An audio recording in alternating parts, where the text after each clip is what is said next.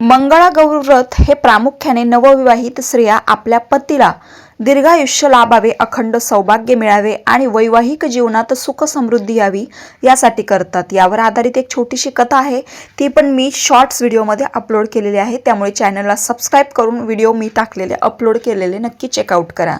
श्रावण महिन्यातील प्रत्येक मंगळवारी देवी पार्वतीच्या मंगळागौरीच्या पूजेचे हे विशेष व्रत केले जाते। लग्नानंतर सलग पहिली 5 वर्ष हे व्रत करण्याची महाराष्ट्रात परंपरा आहे।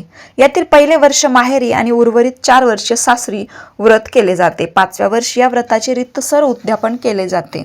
या मंगळागौर पूजाची विधी, स्थापना व संकल्प। सकाळी लवकर उठून स्नान करून नऊवारी साडी आणि पारंपरिक दागिने परिधान केले जातात। चौरंगावर पांढरे कापड अंथरून त्यावर अन्नपूर्णेची धातूची मूर्ती आणि शेजारी महादेवाची पिंड ठेवली जाते।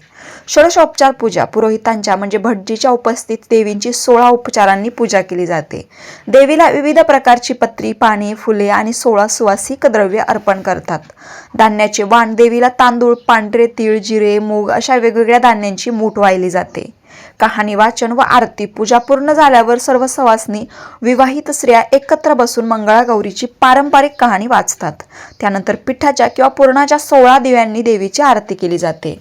कदाचित ही मी जी शास्त्रोक्त पद्धत सांगितली, काही ठिकाणी ही पद्धत अवलंब करतच असतील अशी नाही। जिथली तिथली परंपरा, कुलोपचार वेगवेगळा असतो। त्यामुळे आपापल्या परंपरेनुसार आपल्या घरच्या आई वडिलांना किंवा म्हाताऱ्या ज्या बायका असतील त्यांना विचारून तुम्ही ही पूजा केली तरी चालेल, कारण प्रत्येक ठिकाणची परंपरा ही वेगवेगळी असते। शेवटी सर्वात महत्त्वाचा आपला भाव आहे, निष्ठा आहे देवाप्रतीची। त्यामुळे आपण किती मोठी पूजा करतो, किती सामान वगैरे देवीला अर्पण करतो, यापेक्षा आपण कोणत्या भावनेने पूजा करतोय, व्रत करतो, हे खूप महत्त्वाचं आहे। हे व्रत करत असताना पाळावयाचे मुख्य 3 नियम। एक, मौन बाळगणे। पूजा पूर्ण होईपर्यंत आणि नैवेद्य दाखवेपर्यंत व्रती महिलेने जिची पूजा आहे तिने कोणाशीही बोलू नये, मौन पाळावे असा कडक नियम आहे। मुळात थोडक्यात संपूर्ण दिवसच आपण जर ते व्रत करत असताना मौन पाळले तर हे आपल्या आरोग्यासाठी आणि शास्त्रोक्त दृष्ट्या पण खूप चांगले आहे। मुख्याने जेवणे। दुपारी पूजेसाठी आलेल्या सवाष्णींना भोजनासाठी आमंत्रित केले जाते। भोजनाच्या वेळी पहिली काही घास किंवा संपूर्ण जेवण मुख्याने न बोलता जेवण्याची पद्धत आहे। जेवण झाल्यावर तुळशीचे पान खाऊन मुखशुद्धी केली जाते। आपण जेव्हा तुळशीचं पान खातो, हे बऱ्याच बायकांना, स्त्रियांना माहीत नसेल, आपण ते चावून खाण्यापेक्षा ते गिळून खाल्लं जातं। हे यावर पण मी एक व्हिडिओ बनवलेला आहे की तुळशीचे पान कशा प्रकारे खाल्लं जातं, तर त्याने मुखशुद्धी केली जाते। ओटी भरणे। भोजनानंतर आलेल्या सुवासिनींची गव्हाणे आणि खणा नारळाने ओटी भरून त्यांना वाण, भेटवस्तू दिली जाते। आता बघूया मंगळागौर 2026च्या तारखा। पहिली मंगळागौर 18 ऑगस्ट 2026 रोजी, दुसरी मंगळागौर 25 ऑगस्ट, तिसरी मंगळागौर 1 सप्टेंबर, चौथी मंगळागौर 8 सप्टेंबर। पूजेची वेळ। मंगळागौरीची पूजा नेहमी सकाळी सूर्योदयापासून ते दुपारी 12 वाजेच्या आत पूर्ण करणे अत्यंत शुभ मानले जाते।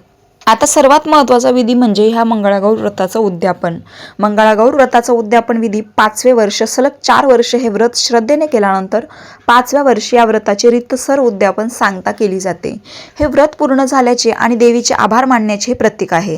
उद्यापनाची पद्धत आणि नियम असा आहे की आई वडिलांचा मान। उद्यापनाच्या दिवशी नवविवाहित मुलीचे आई वडील, माहेरचे लोक सासरी येतात। ते मुलीला आणि जावयाला नवीन कपडे, दागिने आणि पूजेचे साहित्य रुखवत म्हणून देतात। जोडप्याची पूजा। उमा महेश म्हणून पूजात उद्यापनात केवळ मंगळागौरीचीच नाही तर भगवान शिव आणि माता पार्वती म्हणजेच उमा महेश यांची एकत्र मूर्ती ठेवून जोडप्याने पती पत्नीने पूजा करावी। 16 सवाष्णी आणि 16 ब्राह्मण। ह्या दिवशी 16 विवाहित स्त्रिया, सवाष्णी आणि 16 ब्राह्मणांना भोजनासाठी आमंत्रित केले जाते। त्यांना आदरपूर्वक भोजन देऊन दक्षिणा आणि वाण दिले जाते। विशेष वाण देणे।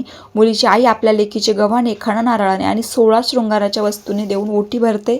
तसेच मुलीला सासूबाईंना देण्यासाठी एक विशेष वाण, तांब्याचे किंवा चांदीचे भांडे आणि मिठाई दिली जाते। रात्रीचे जागरण। उद्यापनाच्या दिवशी रात्रीचे जागरण आणि पारंपरिक खेळ, झिम्मा, फुगडी खेळण्याची प्रथा कायम असते। रामकृष्ण हरी।